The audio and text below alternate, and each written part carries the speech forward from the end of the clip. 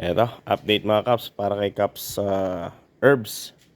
Itong set na to ng tools para sa kanyang pagsisimula ng woodworking business.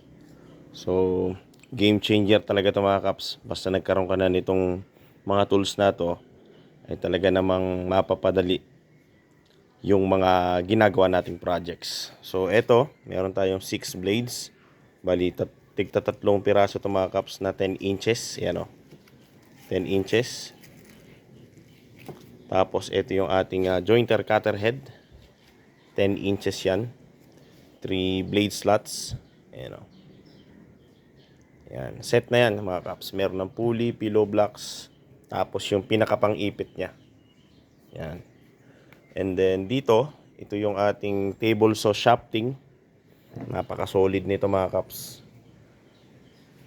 Yan. Meron tayong drill chuck na up to 5/8 yung talim na kayang ipasok. Yung diameter dito sa dulo mga Caps. Ayan o. Pillow blocks, tapos pulley sa gitna na detress. Karaniwan ng ginagawa natin mga Caps na combination ng pulley sa tistisan o sa table saw ay 5 inches sa motor at 3 inches naman dito sa shafting niya. So ayan. Sobrang solid yan. Sobrang kapal nitong kanyang washer. Tapos, syempre, meron tayong pangtipak. Kung meron tayong blades para sa jointer planer, meron din tayong pangtipak. Ito ay 18 inches na circular saw blade. Ayan. So, sa mga interesado mga Caps, i-direct message nyo lang ako. Kasi sa comment section talagang hindi ko nasasagot lahat.